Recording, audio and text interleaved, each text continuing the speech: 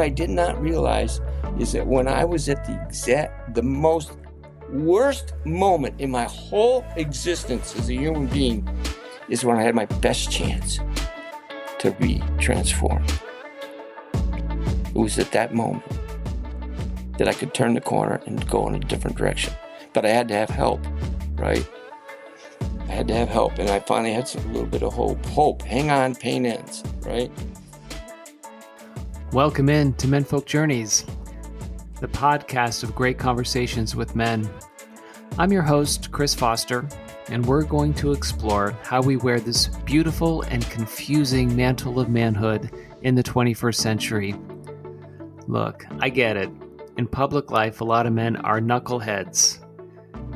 But in private life, we can be thoughtful and we can be reflective if we have the right conversation, if we feel comfortable talking about our story. And we all have a great story to tell. And we can all learn from those stories. We can learn about who we've been, who we are, and who we want to be. And that's why we're going to have this conversation, so we can learn from other men just like us.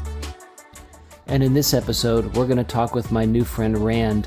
I can't believe that I got to meet this guy. I can't believe how privileged I am to have a conversation with him. He took himself out of deep poverty, like real poverty. Of course, he did that by taking himself into the Vietnam War as a combat veteran. And through that entire experience, ended up having a marvelous profession, but also had these demons that haunted him. And he had to confront these demons. He went through his own spiritual passage to work himself out into a place of joy and ebullience. He is so amazing, and I'm so proud to know him. Welcome in to Menfolk Journeys. Okay, and for our listeners, this episode does include mentions of suicide. If there is someone that you know, or if you are in trouble, please reach out to 988 Suicide and Crisis Lifeline. Well, all right. Well, Rand Timmerman, welcome in. Thank you, Chris. Glad to be here. Excellent. Why don't you tell us a little bit about yourself? Okay, my claim to fame is hiking the Appalachian Trail when I was 72 years old. The Appalachian Trail is the longest footpath-only trail in the whole world. A lot of people don't know that. It goes from Springer Mountain, Georgia to Katahdin Mountain in Maine. It's 2,200 miles. Goes over 500,000 foot elevation changes over 600 mountains. So about 3 million people walk on the Appalachian Trail every year, but only about 3,000 or so try to do the whole thing. And of that, about 17%. So you're talking about 400 or 500 people every year that actually do it. So then the thing is, how did that come about? What was my man journey? So I came from a very rural town up north in New York State called Adams, New York. We had more cows than people. My dad had been a Mustang pilot in World War II, and he came home, married my mom, and got polio. And he was paralyzed. He was a year in the hospital, 8 months in an iron lung, Chris. Can you imagine? 8 in a barrel, 8 months. I can't. With a glass door, put food in, and another one at the door at the bottom to take out the manure. And I don't know. It had to change my father tremendously. But he was a hard worker. But we were doomed to poverty. So I grew up in a very impoverished environment, and I had 2 brothers and a sister. And I just wanted to get the heck out of Dodge from about the time I was 6 years old. I wanted to be 18 and gone. As soon as you were a young boy, you wanted to be an adult and get out of town. I want to pause on that, really. That's so interesting, Rand, that your father was a World War II hero, Mustang pilot. And you mentioned a really interesting phrase. You said doomed to poverty. Why was that? Why were you guys doomed to poverty? What happened? Well, because, he was in the hospital for a year when I was about 3 years old. Okay. And so by the time I was 5 years old and began to look around, and I realized we were in a very poor village. There was way more cows than people.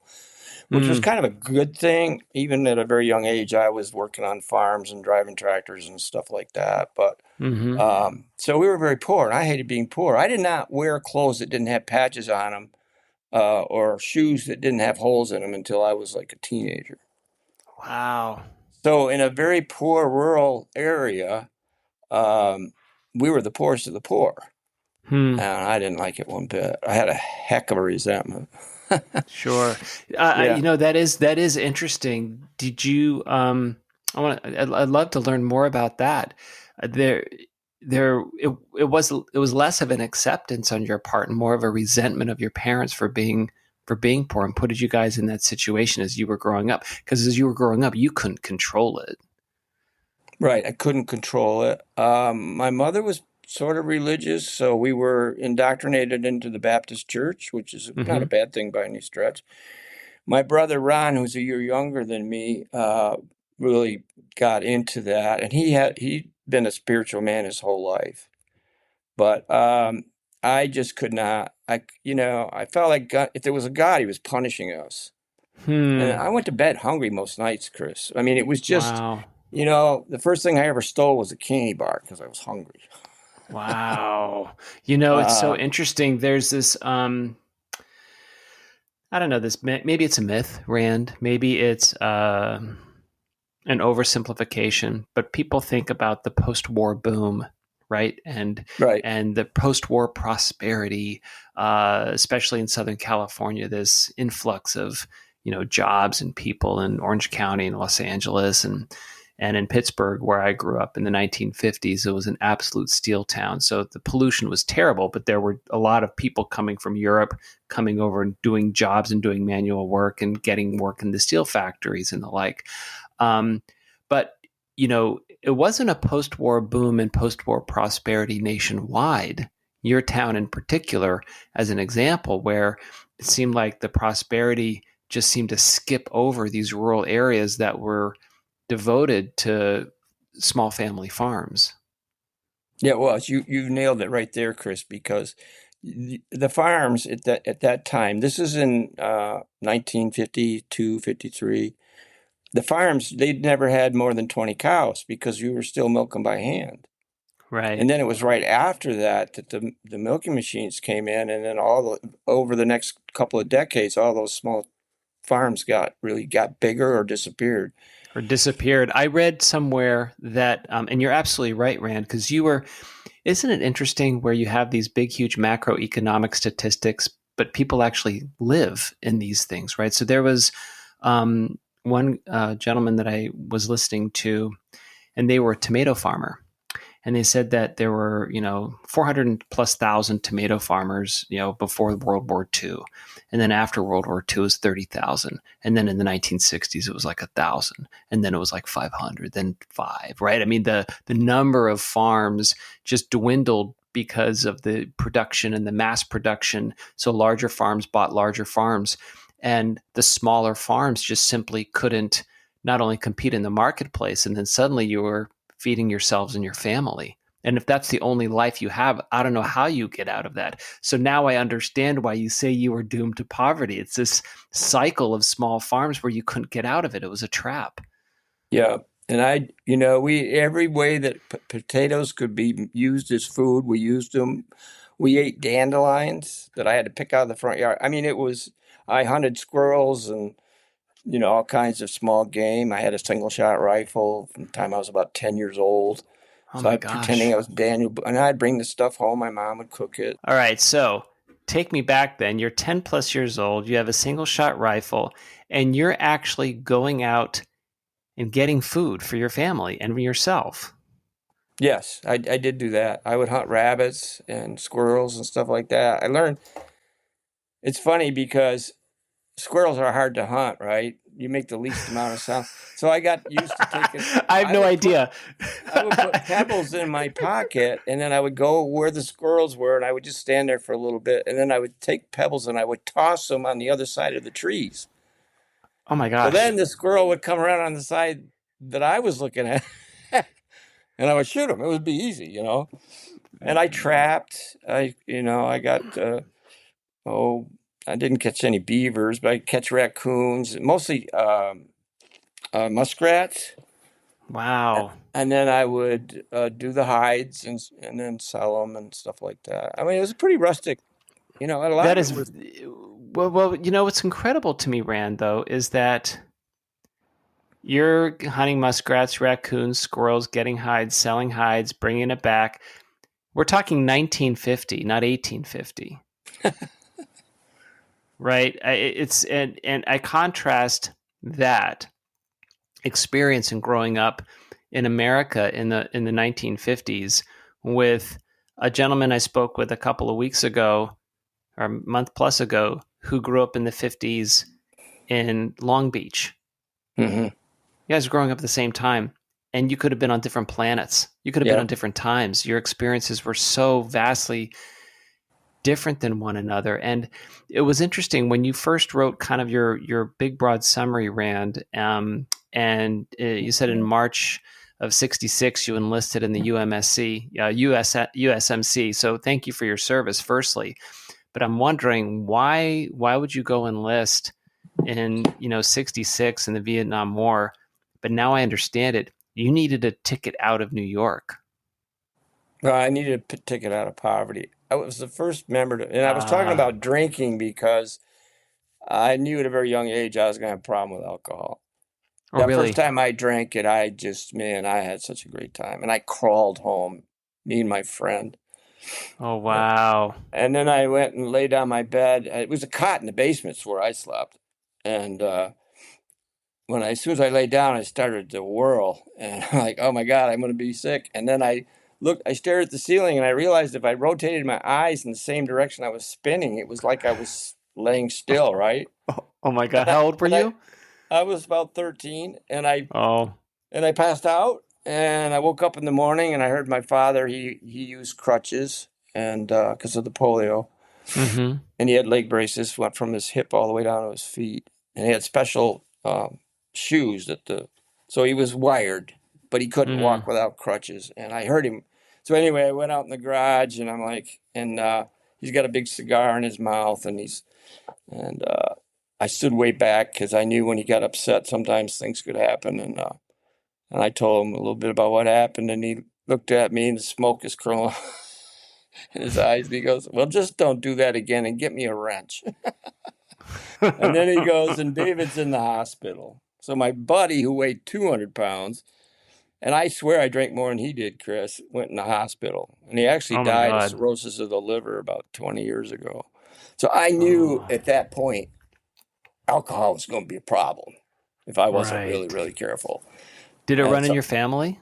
nope, my parents didn't. I had a grandfather. I have the mother of my children aspirated herself and died Hmm. from alcoholism, and she had been in and out of programs and hospitals and detoxes more than me. I really didn't Wow. have a problem with it till the end when I got into my 60s. But Wow. I drank a lot, but I was very driven to that resentment of poverty did me good because, I went in the Marine Corps. I got drunk at college on one weekend in a snowstorm, and then passed out on the pool table. The owner came back in on Monday morning. I'm there laying on the pool table, and he comes in to clean up and he turns on the radio and they're talking about the 1st Marine Division going into Vietnam. And they were talking about body counts and stuff like that. And I thought, you know what? Because I was working midnight to 8 as a janitor cleaning toilets Hmm. at my old high school. And I was a pin setter in a bowling alley. Oh my Which was God. not a fun job at all. And I was selling Amway products, and I just didn't have any money. I was starving to death, and Right.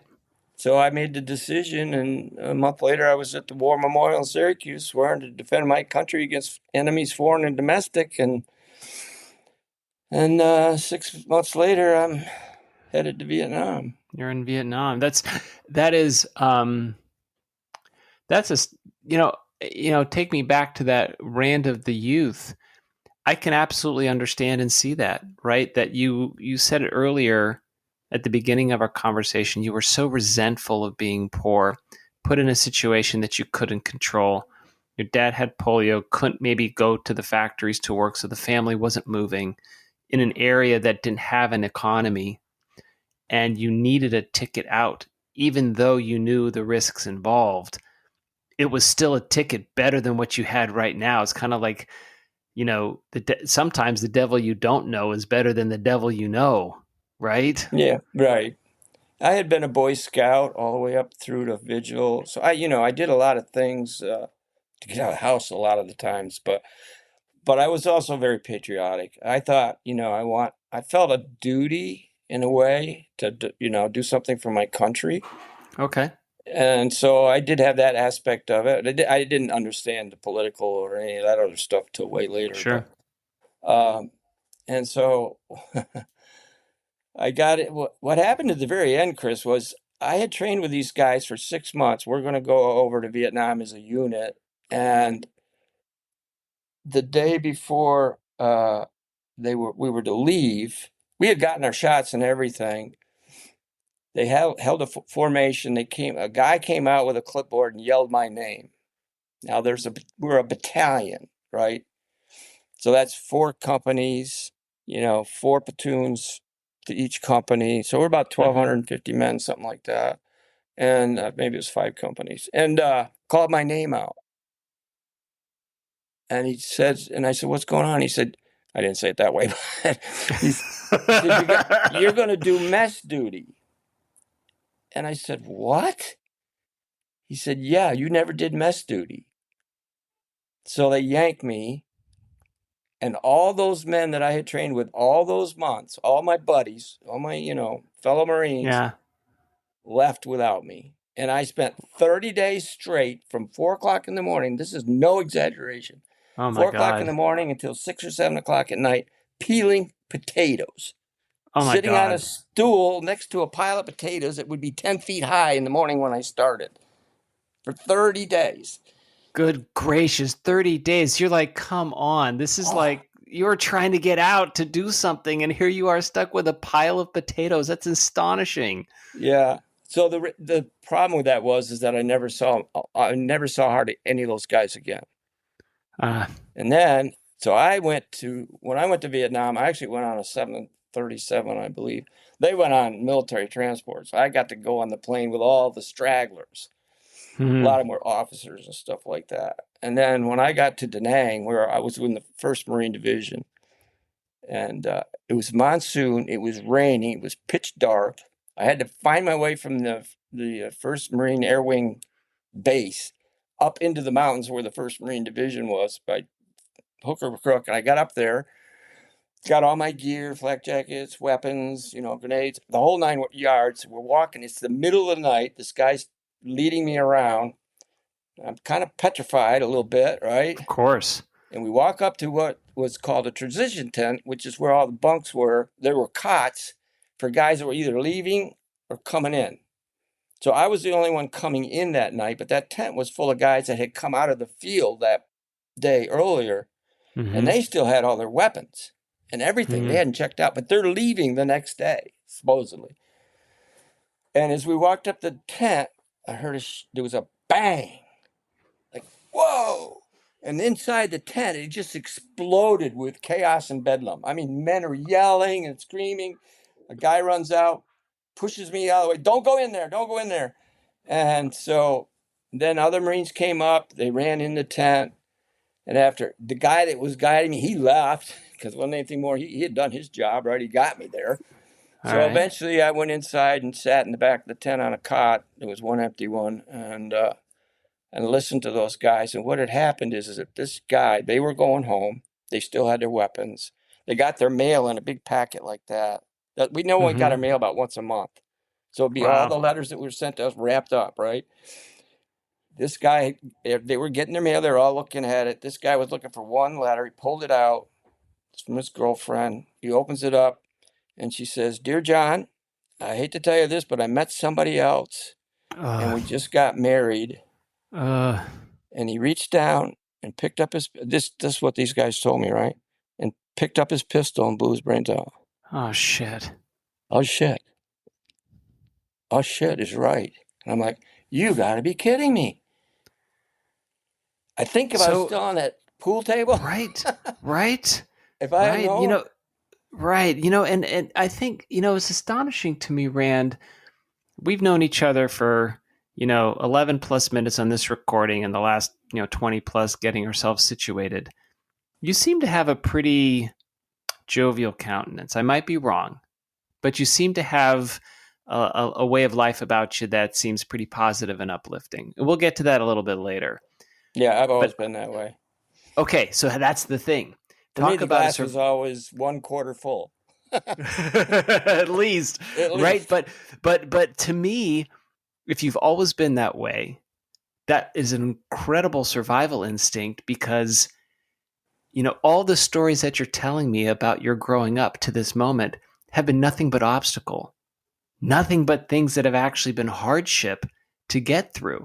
And your first experience in Vietnam is the ultimate hardship, which is the loss of a Marine by himself, which is even more tragic, I think, than even getting killed in combat. And if that lands wrong to different veterans, I apologize. I mean no disrespect at all, but that seems to be one of the saddest things, that someone ends their own life before going Yeah, home.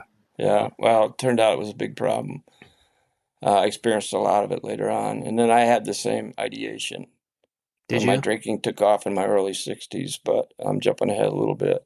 Yeah, that was an Yeah. eye opener, and I ended up being a machine gunner on a helicopter for a while, which was honestly it was kind of fun. I mean, flying around, these pilots were unbelievable, and they were either on the deck or way up. Right? You Mm, didn't stay in that middle space anymore than you had to, and I really kind of liked it, but it would be terrifying at times. of course. I can't When imagine it wouldn't be terrifying. Now, you were young enough to, maybe I'll ask you, did you feel that you were invincible? Did you feel like you were at peril all the time?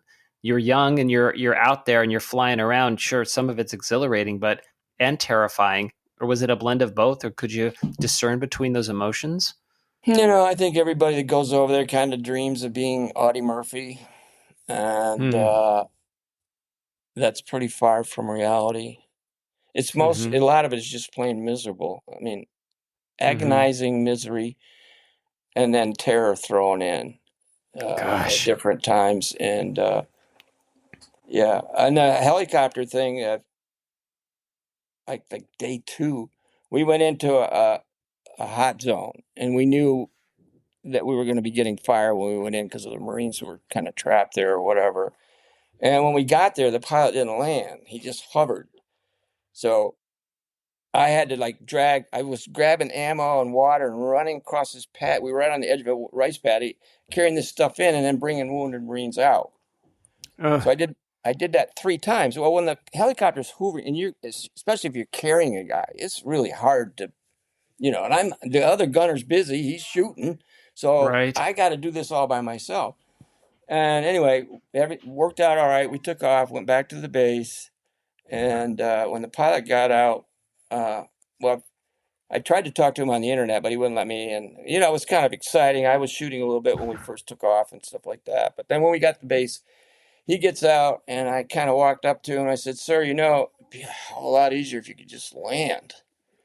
And he looks at me, kind of snarls, and shows me the chart. Maps that pilots use are called charts. Mm-hmm. And he says, "Look at that." And he's pointing at it. And I look at it, and it says, "Probable minefield." Oh my I was telling God. some, I was Uh, telling some, when I was doing the Appalachian Trail with my brother, I ran into a bunch of Army helicopter pilots, guys who had been, that they were out hiking together because they were mates, uh-huh. and we started telling war stories. And I told them that about the Vietnam War. They was like, "That's crazy." Oh my gosh. Now, Oh, of course, if yeah. you had known there was a minefield and here you are jumping out of the helicopter running to pick people up, it would have been in your head completely. Yeah, I didn't last at that job very long. I went about a couple more weeks, but yeah, I think I would have been better off not knowing. Yeah, That was my exactly. reaction. Okay, well, I didn't really need to know that, I guess. Yeah, exactly. I didn't need to know that. So you served 4 years in Vietnam? No, I only went, I did the standard 13-month tour. Okay, 13-month tour. Yeah. But it must have felt like 13 years or 300 years or 1300 years. It must have felt the time of that must have just been very disorienting, right? I mean, I would Yeah. imagine like an hour felt like a day. Oh, yeah. When that guy shot himself that first night, my thoughts of being a Medal of Honor winner was evaporated. Yeah. That brought me right to reality in a very gut level. And the first time we got into combat, a lot of people don't really. If I'm talking to a vet who's a combat veteran, he'll know exactly what I'm talking about. But you're always wondering, what am I really made of? Am I a coward or am I going to be courageous? Right? Two C's. Mm-hmm. And that first battle, I realized right away I was filled with a rage I did not know I had. It changed me into because my concept was these people are actually trying to kill me. Right. And I don't like it one bit. I mean, I just exploded with rage, which is a really good way, it's a good thing to happen. Didn't In happen that every time moment. that way. And I did have one situation where I'm not real proud of. We were trapped Mm. in the elephant grass and I slithered away.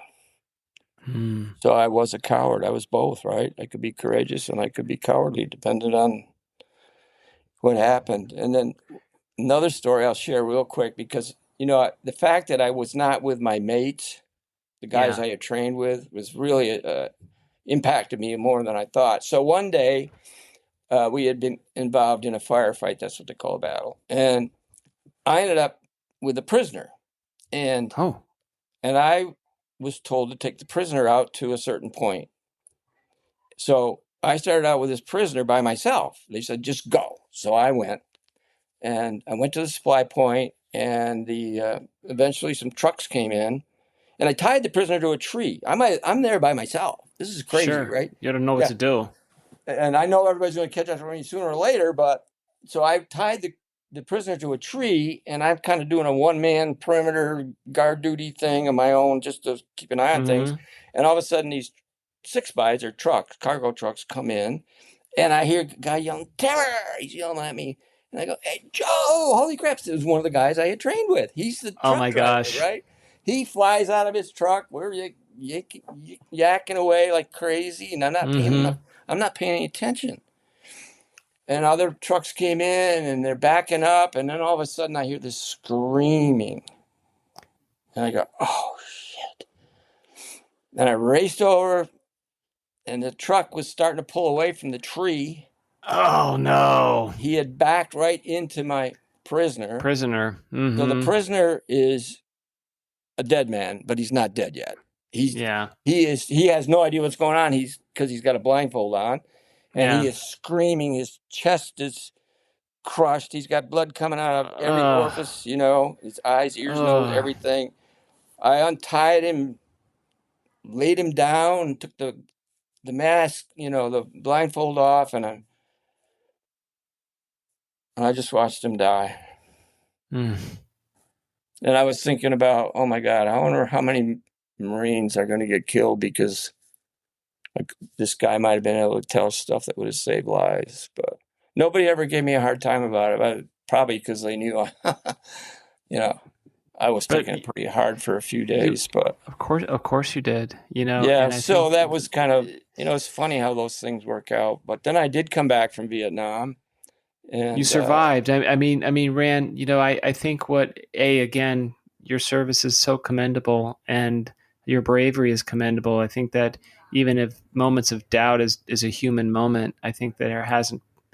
I don't think there's been a soldier in the history of warfare, in the history of all time, that haven't had moments um, like you've experienced, which is tragic and amazing and sad. And your resilience and your ability to seemingly move on, um, I'm sure in some ways some of that compounds and weighs on you as you get older without even knowing it. Uh, but that's astonishing. These are amazing memories that yeah, form you. It's incredible. But and yeah, you came home like you survived. You came home. Yeah. They actually made me a Mustang lieutenant in Vietnam. I was a corporal by then. I was at the end of I had like 2 more months to go in Vietnam. Oh, So they made me a wow. second lieutenant because the lifespan of second lieutenants in the Vietnam War, especially early, this is early. This is 67, Yeah. right? Just before Tet. And so they made me a temporary second lieutenant so I could do officer duties. And then when I got ready to leave, they said, well, you can go back to corporal or you can go to OCS. You can re-up for 3 years because I was a 2-year enlistee. Hmm. And of course, I didn't know, I did okay in college, but I don't know what the hell I want to do. So I said, okay, fine, I'll do that. So Oh. I came back, and another interesting thing happened there was with my dad. After a couple of days, I came back, and I had 30 days leave before I went to OCS, and my And what is dad OCS, Officer Command candidate School? school. Yeah, I had to Okay. go through OCS, just like Okay. college graduates would have to do in the Marine Corps if they were going to be lieutenants, if they were going to be Sure. officers. So another transformational thing that happened is a couple of days home. I had met a girl who I would become engaged to. Hmm.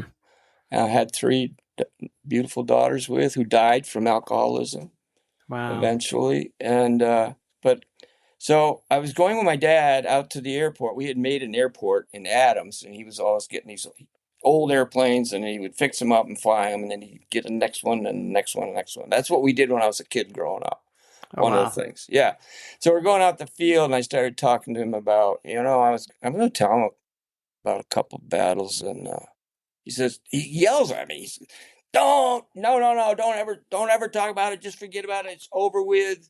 You Wow. survived. Put it back in your brain. Don't ever talk. Your Uncle Dean and your Uncle John, they fought in World War II, probably more battles than you did. He didn't know what he was talking about there, but Right. and they never talk about it either, and I'm like protesting, and then he's hitting me over the head with a newspaper like I'm 12 years old again. Oh my god. Oh my god. And I'll tell you, as a Rand, you're teenager, like you're like, dude, I've been in combat. You're hitting me with a newspaper. Come yeah. on. And I said, Dad, I'm going to be a second lieutenant. I'm probably going to go back.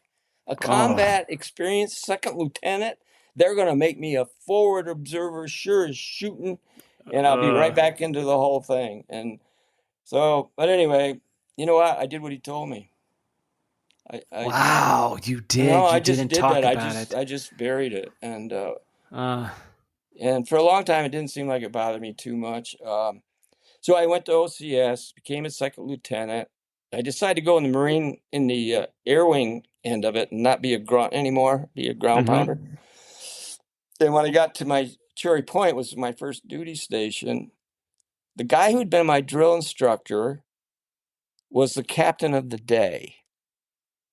Hmm. When I checked in at Cherry Point, he had been they made him a Mustang second lieutenant, first lieutenant, captain. He was the captain of the day when I got there. When I left 2 years later, he was a gunnery sergeant again, and I was a first lieutenant. Oh my gosh. Yeah. But I get there and he says, I got these schools. You want to go to school? I don't know. And he rattles them off. I said, well, I've never been to Rhode Island. What's that school? And he says, JAG School, Oh, there you go. Judge Advocate General School. So I don't have a Yeah. college education. I go over there to Rhode Island. There's 99 captains.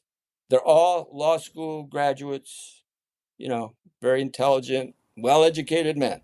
And then Mm-hmm. there's me. Who seems like okay, but this kid doesn't really know anything, and whatever. So we were doing a lot of drinking and stuff, but I decided, you know what, I'm going to bear down on this thing. Long story short, I got the highest score at the end of it, and I was the honor man of Come the on, class, and let's they were all, come on. But yeah, you know what I love about that story, Rand, is that um, unless you were tested, you actually didn't know what you could do. I that's mean, right. growing up on the farm in New York, you didn't have, you know, intellectual debates. You didn't have, esoteric, high minded conversations. You were trying to figure out how you were going to make it every single day and get through the day and not be as hungry as you were the day before. Yeah, Um, and so there's no possible way that you could know of your intellectual gifts unless you were put into that kind of test. And you yeah, did it. yeah. I had good teachers growing up in school and high school and all that. Not so much in college. Everything was a little bit over my head, but I mean, I knew Mm-hmm. I had some capabilities. But Yeah. anyway, Well, the point of that was I ended up being a JAG officer, Jag, there you go. probably the last one ever. I went to the 50th reunion, and they did a little checking up. I probably was the last enlisted man without a college education that became a real live officer in the Jag. United States Marine Corps. And That's astonishing. Congratulations on you. That's yeah, excellent. well, That's the good part excellent. about that was that I knew I had a gift in this area, and I ended up being a Mm-hmm. litigator. I had a great career for 4 Okay. decades, and yeah, I There got you go. married, and a bunch of kids, and I And worked and hard. and and you know what, Rand? You look back at that young boy who was so frustrated and angry and resentful, where you said you were doomed to poverty, and you Rand got yourself out. You got yourself out of poverty. You weren't lifted up. You weren't pushed. You weren't. There wasn't some benefactor that came down with this golden moment. You actually did that for yourself. I have to believe that, in all humbleness with it, there's some satisfaction that you got yourself out of poverty. And not only that, you got your forward generations out of poverty. You did that. Yeah, that's true. All of my kids are college graduates, all doing really well. One, my oldest daughter's not, she's got the same affliction I had. I think Mm-hmm. today that it was a spiritual aspect to that I could not see or even comprehend, nor did I have any desire to. I had no desire. Sure. But my alcoholism, and it really didn't bother me any. I mean, I started having really bad nightmares Of after a course you couple did.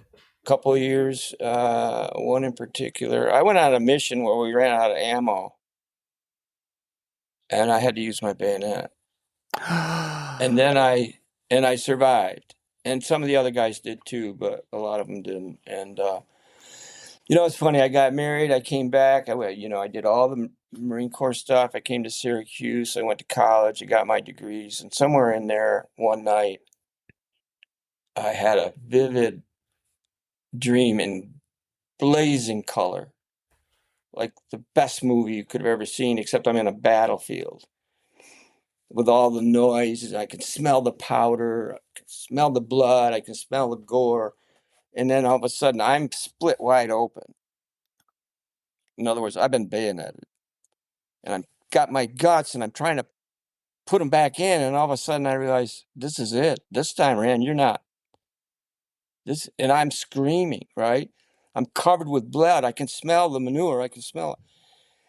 And all of a sudden, I'm bathed in a white light. And my wife had gotten out of bed and gone over and she was laying on the floor. She crawled over and flipped the light switch on. And that was what the light was, the white light. And I opened my eyes, and I'm not in the battlefield. It took me a few seconds to, uh, oh, I'm not dying. I'm in my bed.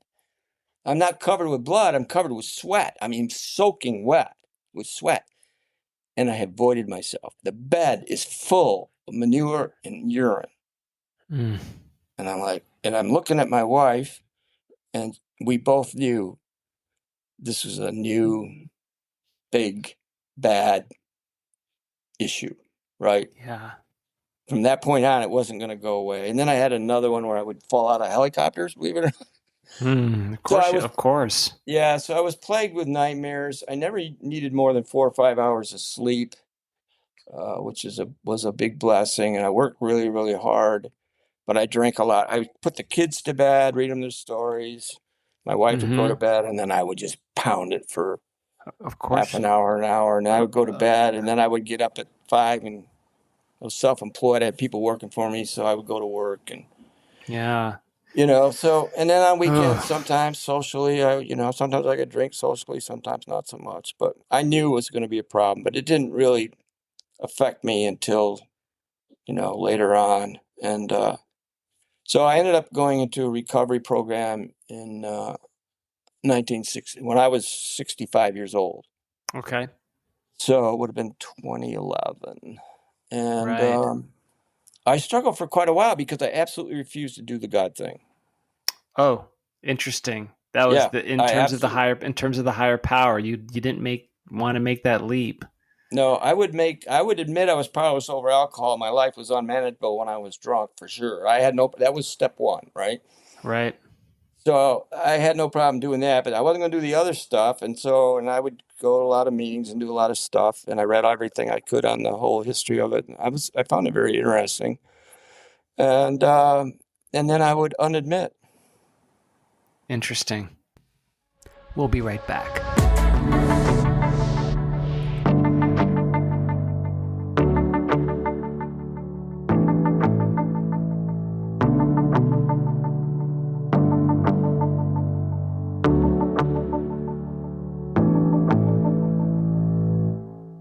And I would get Bluto, and I ended up in the hospital twice on suicide watch with no idea how the hell I got there.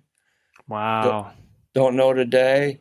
So it was a very serious matter, and I knew that alcohol had finally owned me. Yeah. I retired. I didn't go out in a blaze of, luckily I had a pretty good reputation. I was a litigator. In 4 counties, and everybody knew me. I did a couple of murder trials, and that got me all kinds of publicity and stuff like that. Sure. Yeah. So So that was so you were protected in that way, but your reputation and your profession was protected, but you couldn't protect yourself, right? yeah, I mean, and it's interesting. Even you said you were 13 and you were like, "Oh, this is something." It's like you always knew that was there. It's almost like the ghost of your impoverished childhood just hung around, waiting yeah, for you to come back. yeah. Well, Wow. besides my legal career, I owned a car. I bought a car wash. I bought a couple business. I always had to have like 3 income streams. Well, you know what? Of course you did, Yeah, because of course you did, because growing up you had income anywhere you could get it. Yeah. So You had to have income all the time, and making sure that you had contingency plans for income. If this income didn't work, you needed other income. Of course you did. That makes right. complete sense. It's that to me is such a powerful preamble to what you started our conversation with, where you said you're kind of most famous for walking the Appalachian Trail at age 72. So, the literature throughout time, the shared human experience, whether it's in Mesopotamia or South America or China or North America, it doesn't matter. There's a ubiquitous nature of the stories and the archetypes of the hero who enters the wilderness, right? The Hmm. wilderness is scary, it's unknown. The wilderness is filled with challenge, perhaps mystery, perhaps magic. And the hero confronts this, goes into the wilderness, and comes out of the wilderness transformed, right? There's this heroic nature of the transformation of the hero, where he is changed and stronger for coming out of the wilderness. So I really have to ask you, on the Appalachian Trail, was this kind of going in, having a wilderness moment leading up to this going into the trail? Did you have a transformation on the Appalachian Trail? Is that something that you came out of that wilderness a transformed man? Yes, in a number of ways, and spiritually. That's why I did write a book about it called Spiritual Passage. I love it. And Yeah, I'm intrigued. First of all, the title is so loaded with stuff. It's spiritual, but it's a passage. It's a passage through the woods. It's a passage through the Appalachian Trail. It's an internal, soulful passage. You are from one place and you go to the next. Talk to me about this. yeah. I took 500 pictures, so Oh my gosh. yeah, and it describes in journal format what we did. But then every other chapter, I write about my experience in recovery and doing the program and the way it was. I Okay. finally gave up, and an old guy said, he's an old guy, he was like 2 months older than me. But he had 40 years of sobriety, and I had like 4 days. Okay. And he said, "You better pray to that," because he had taken me to the emergency room 4 days before. Oh, wow. Yeah, I was on my way to get another bottle of cherry vodka and finish the job. I had been on a 10-day air vodka vacation. I was just a wreck. Totally. Mm, I just wanted to die, Chris. I wanted it sure. to end. I just wanted it to be over with. I talked about suicide. I had one situation where I had a Ruger Super Black Hawk 44 with a 9-inch barrel in my mouth because of the pain, the emotional pain. And I thought of my kids, Yeah. and I couldn't do it because I knew, I'm smart enough I knew that it was the most selfish thing I could do and it would be devastating to them. Yeah. But so I didn't. But the other instances, I'm not so sure about. But anyway, so Billy kind of knew he was the name of the man. I'm going to get a bottle of cherry vodka and finish the job. I'm going to get a gallon. I'm going to just drink it down as fast as I can. I'm done. I'm finished. Problem was, it was 7 o'clock on Saturday morning. The liquor store doesn't open until 9. Oh my God. So I went and sat on this guy's front porch here in Syracuse, and I'm just sitting there. Sun's coming up, and Billy comes walking out with his fishing poles. He's going to spend the day fishing. He took one look at me, and he kind of goes, and then he walks over. I had voided myself. I mean, Yeah. he sat down next to me, and he looked at me. He goes, "I know you. You're just like me." Mm. And it turned out he had 30 years of sobriety in a recovery program. That is, I'm a big believer in some kind of, and this is a theory I can't prove, just saying that. But there are moments in life where there's a survival instinct that kicks in for some people. And, it's sad and tragic that you felt like you wanted to end it all. The memory or the thought of the love of your children pulled you back from the brink, but you're close to the brink, right? The cliff is right there. Yep. You're right on the edge. Yep. And but there's a survival instinct deep somehow in your mind and your heart and your soul, wherever this comes from, that you sat on the porch of Billy's house and you at some place, part of you, I believe, without even knowing it, wanted him to come out and wanted this help. There's I mention it oftentimes because this comes up. I'm a big Norse mythology fan. I gathered that from some of the other podcasts. Right. So he said, then you heard Odin, the All-Father, says the most powerful magic word is help, the giving and receiving of help. You had a moment where you needed to receive help.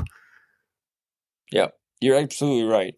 I had stopped working a few months before that because, I'm failing miserably at this recovery program, which has got 4 million, at least 4 million people who have gotten sober by following their traditions and steps. And I'm a total failure.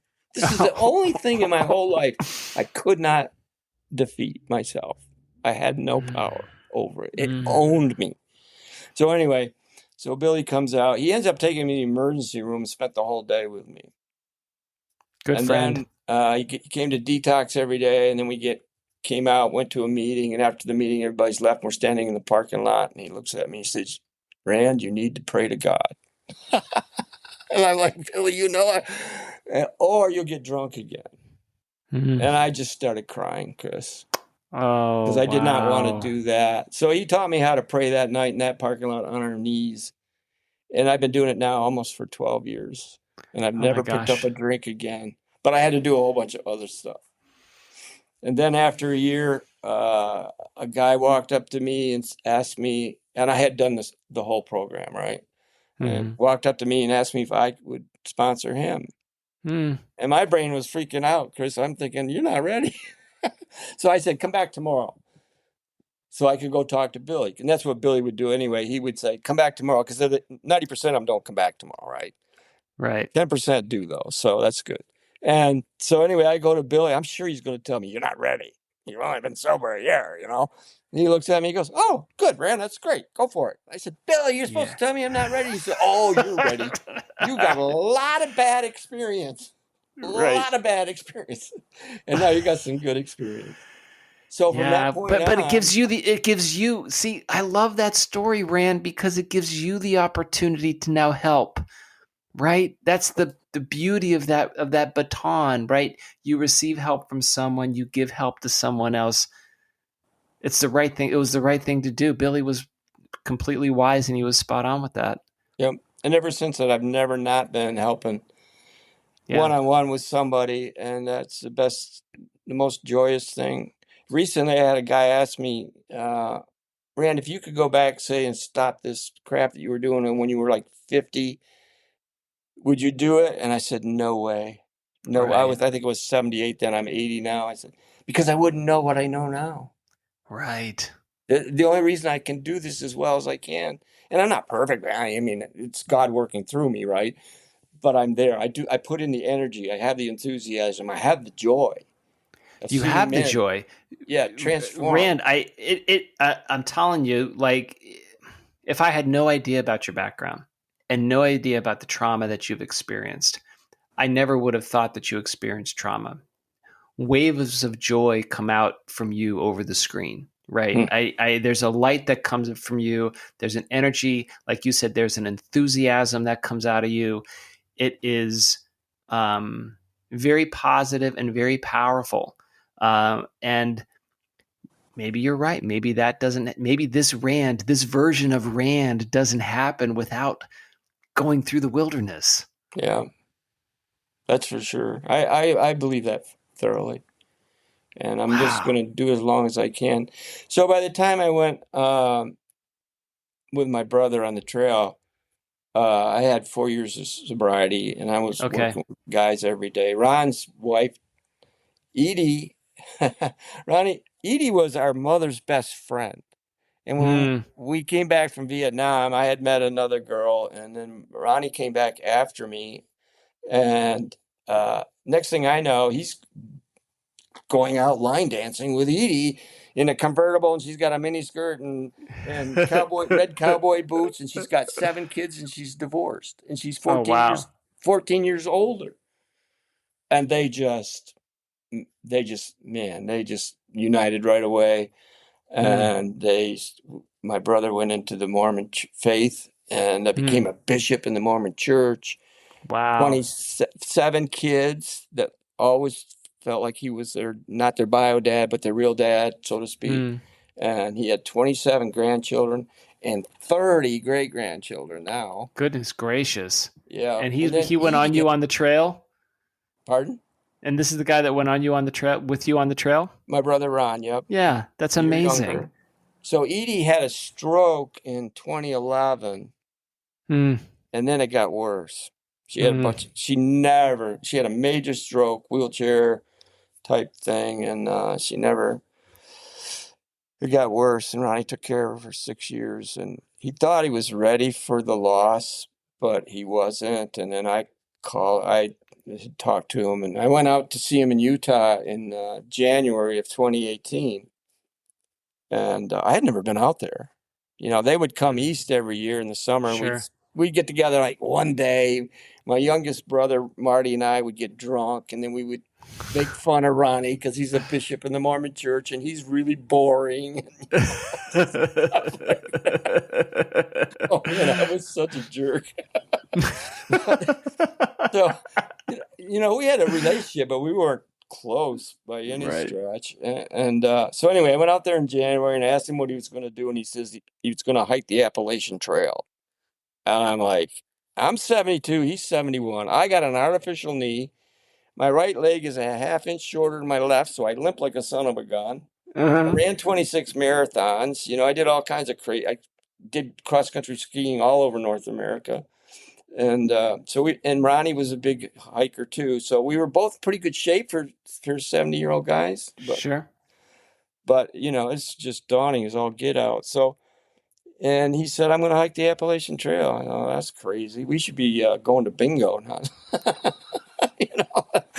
That's So awesome. I said, when are you going to go? And he says, March 22nd. So March 22nd, 2018, in a snowstorm, Nice. we're in Springer Mountain, What Georgia. what a moment of healing for both of you, A moment right? of what? Healing for both of you. Okay, You that's a still have great question because you asked that before. What was the most spiritual type thing that happened on the trail? For Ronnie, it was Father's Day in 2018. I think we were in the Shenandoah National Park. at that point, and it was a really bleak day, and we ran into a ranger, and I think Ronnie said, "We need a flashlight. It's so dark in here." Kind of chuckled about it, and then so Ronnie, we didn't hike together. Most of the time, Ronnie went south and I went north because we had two Huh. vehicles, so we Okay. were flip flopping back and forth. And there's a picture in the book of a circle of vivid white light in the forest, you know, down the trail a bit, and you can see inside of it is it looks like a man or some figure. It could be Jesus, it could be Muhammad, Buddha, I don't know. But Ronnie, when he saw it, it was so vivid. It was the only light that day, and he thought that maybe God was taking him home, and he was Oh. scared. And he took a picture of it, but he started to run backward, thinking, "No, I'm not going to do that." And then he got this overwhelming feeling that it was Edie was telling him, "It's going to be okay. I'm up here with your dad. We're doing good, Uh-huh. And he was transformed. He Huh. went. He got out of the worst part of his grief. Uh, Me, I was in the Smoky Mountains. Oh my God, this is so bad. Anyway, I'm not the brightest bulb in the package sometimes, and I have no fear sometimes. And so I was hiking alone, and I was on the ridge where it drops off hundreds, if not thousands of feet straight down on both sides, and it's only about 20 feet wide. It's between Cleveland's Dome and Fontana Dam, which is right on the border of Georgia and Tennessee. And so it was raining, it's getting dark, and the whole top of the ridge is about 20 feet wide. mm. And there's grass, a little bit of grass right in the middle of it. So I pitched my tent right there, put the stakes in. I have a tent that's, it's a mountaineer tent. It's like weighs a pound. It's got two metal Okay. aluminum rods going over it. It's made for wind and stuff like that, right? Okay. And so I get in it. The valley to the south comes right up to the mountains there, and it narrows. And we got this wicked windstorms at night. Of course. And I'm in that tent, and I feel like I'm in a body bag on the top of the mountain. And the wind sounds like freight trains. I mean, Uh, literally, Chris, freight trains, full bore, right, left, and then right over me. And I am convinced that I'm not going to survive. that is going to just blow you off the mountain. Yeah, my brother said, "Well, were you hanging on to the rods, to the poles?" I said, "Hell no. I was pushing down with the two stakes in the front with my hands and the other two in the back. Because if those stakes come out, I'm gone. I'm going to be Sure. blown right off the mountain." The tent was going like this, Uh, beating the crap out of me. Like 5, 10, a second beat. The thing was sure. just out of toy. I was scared to death. And I'm thinking, God, I've been a pretty good boy here lately. I think I've been doing your work for you a little Right. bit, and I definitely don't want to die. But I mean, if this is it, I guess this is it. I'll accept it. But I really don't want to, and it was terrifying for hours. And then finally, just before daybreak, it started to ebb away, and then as soon as it got light, I got out of the tent. My phone, I turned my phone on. I had two guys that I had been working with that would call me every morning. We'd do a little Good. prayer. Don't drink today, Yeah. no matter what, and Right. stuff like that. And one of them's going, "Hey, are you okay?" And I said, "Yeah, why?" And he said, "Well, I was watching the weather. They said there was tornadoes where you are." I said, "Well, I didn't see any tornadoes, but it was bad. Oh It my was. I God. didn't want to get them all nervous, but Right. it wasn't fun." I told them that. Good So gracious. that was for me. That was transformational for sure. Um, Well, I think it was transformational what you just said. You said you didn't want to die. I You didn't didn't want to want to. die. Right.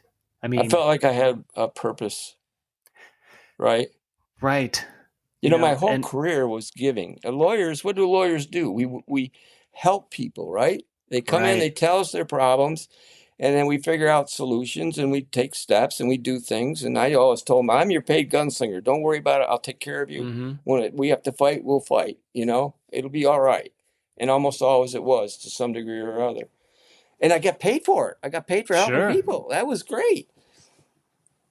And Yeah, now I but get to do it for free, but but yeah, but you, you needed to help yourself, well, that's true too. Yeah. See, I didn't take care of my problems. I was good at everybody right? else's. Right. You took over, it was a lot because, it was probably in some ways easier to take care of other people's problems hmm than trying to dig in and take care of yourself. And I kind of knew it too. Yeah. That's the worst part. Oh, well, I'll just get drunk Yeah. tonight. Screw it. Yeah. Yeah. You knew it. You knew it. But the drinking was so much easier, right? There's a moment where it's an easy out because to do the confrontation or maybe to submit to that higher power is a leap of faith, is a moment of submission. And Rand, growing up, to me, your whole growing up experience was submission.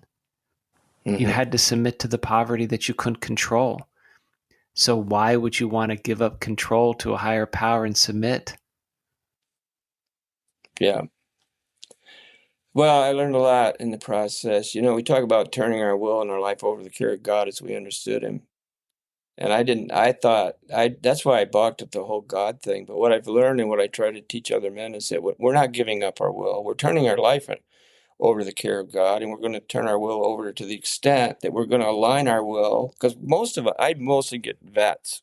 I get a lot of Sure. Of course you vets. I do. get a lot of guys who have been relapsing forever, and then they hear me tell my story, and then they go, maybe this guy can help me. And then I talk, we're not giving up our will. We got pretty good willpower. We're not going to give up all our pride. We're going to do a good job. We're going to pray every morning. We're going to go to a meeting. We're going to call somebody. We're going to read some literature, and we're going to do some service work. We're going to do the 5 Yeah. things every day. Yeah. So we're aligning our will with God's will. What is God's will? God's will, if you're drunk, is don't drink, Right. right? If you're an alcoholic. Right. And then there's other Right. things that God wants us to do too, but we'll figure that out later. That just comes with it. But job one is don't drink. That's it. Job one is don't drink. And I think that for you to be at 80 and have this ebullience about you, this joy about you, this purpose about you, um, I just think that's beautiful, Rand. I think that for you to turn yourself into the Rand you are now from what you had growing up, it's a miracle. It is. Yeah, I believe that. Yeah. I mean, there was so many times there's no way I should have ever gotten out of Vietnam. No way in hell. But you I did. did. Yeah, I could tell you. Vets don't You talk. figured it out. Yeah. Well, God had a plan for me, and he just let me wallow in it for a long, long time. Right. That's right. But you know what? There's also this thing where it's like these are the things you have to go through to arrive at the place you are now, right? And the journey is what it is, and also too, it's no one else's. It's just yours, Right. and that is something that you own and have Yeah. that no one else has. It's incredible. Yeah. Thanks, Chris. You're amazing. Thank you. Well, I do have one final question because first of all, this is incredible, and first of all, I just need to let you know, Rand, I'm so grateful you reached out, and I'm so grateful to know you. I really am. I think you're a remarkable man, and uh, and I'm really appreciative that you took the time to spend with me, and I'm so appreciative to learn from you and to have you in the circle of my life, and I appreciate that. I do too, Chris. I agree with everything you said. It's been a wonderful Well, experience. well, well, thank you. All right, so Rand, talk to me about this place where you're at a dark place, but you think you can be your best. Tell me about that. Yes. Well, when my alcoholism took over me and I was relapsing and ending up in the hospital and detoxes and all that, I was fighting against the spiritual part of it, right? And I failed completely. Absolutely. Hmm. And I'm 68 years old, looking in the mirror. I've been in this program 3.5 years, and I can't stay stopped. I can stay stopped for about 95 days. And then I admit, and I get drunk again. And it was when I was at my absolute worst moment, total failure, looking in the mirror. I've been on a 10-day air vodka vacation. Vacation. That's all I did was Mm-hmm. drink and breathe. That was it. Pass out and repeat. And, I haven't showered. I'm a mess. And I'm like, you are, and I'm going to finish the job. I mentioned that before. And then I go and sit on Billy's. What I did not realize is that when I was at the most worst moment in my whole existence as a human being is when I had my best chance to be transformed. It was at that moment that I could turn the corner and go in a different direction. But I had to have help, right? Mm. I had to have help, and I finally had a little bit of hope. Hope, hang on, pain ends, right? Hope. Hang on, Say that again. Hang on. pain ends. This is what I tell guys. I get guys, the one of the most recent ones. He came in the meeting. His tooth was sticking out of here. He's got a bandage on his head. His hand is he's getting a sling, and he's a piece of wreck. And he was a repeat, relapser. And I went over and I said, "Would you like me to be your temporary sponsor? Give you a little help?" He said, "Yes." Hang on, pain ends. So that is the first time I've heard that acronym, but I love it for hope. Hang on, pain ends. Incredible. So my last question is, who is someone that you know that I don't know that I should know? Well, I know a lot of people, for sure. I don't know my brother Ron probably, although he's not an alcoholic. So. No, but your Ron sounds like an amazing man too. It Oh my sounds God, like yes. Such a good man. he grew up in the same environment that you did. He grew up, in a precarious situation, doomed to poverty, found religion in the LDS, now has 37 great grandchildren. He's got an entire village, 30. Right? And he also then went through that passage where he could move through grief. And I think that there is something to being in nature, in the womb of the world, that allows a human being to have these transformations. And you guys sought it out, and you came out of the wilderness transformed. Yeah. It's astonishing. Yeah. Ronnie has a very calm, serenity, peaceful manner about him that's very unusual. He's nothing like me. I'm not saying he's somber all the time or anything like that, but he's just a different guy, and he's much. Boring was always good on him. That's hilarious. And what I've learned is that I don't think anybody's boring. That's true. They just maybe are quieter. He probably helped more people than I did in his lifetime, to be honest about it. He was a commercial pilot, but he really... Well, I think that I think the help that you're providing is invaluable, and I think it's wonderful. Thanks. We'll show him this and see what happens. That'd be great. Yeah, it would be. Well, all right, Rand. Thank you so much. Have a wonderful evening, and thank you so much for spending time with me. Okay. Thank you, Chris. Right. Blessings to you. Blessings. Same.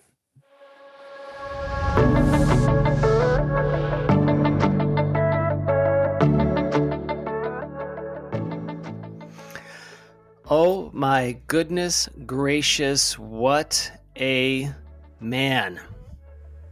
What an incredible story of transformation of someone who was born, like he said, doomed to poverty.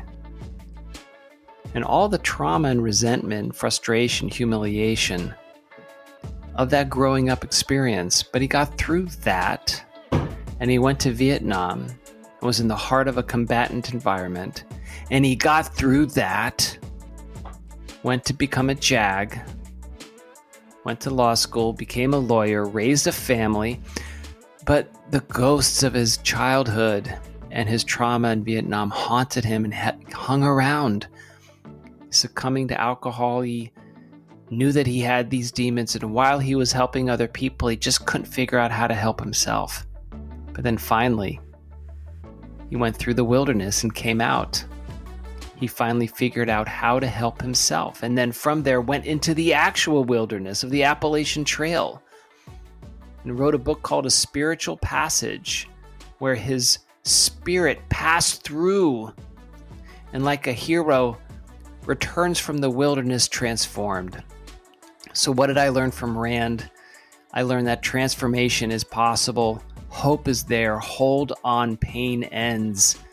And you can go through the wilderness and come out transformed, a more joyful, ebullient person, or a different person than you were, a better person than you were. Rand is joyful. Rand is giving, and he's giving now. Remarkable man, from where he's come to where he is today. I hope you enjoy this conversation. Visit menfolkjourneys.com and book a conversation, because I'd love to speak with you too. Because you've got a story to share as well. Thank you for listening. Word bit Falarid.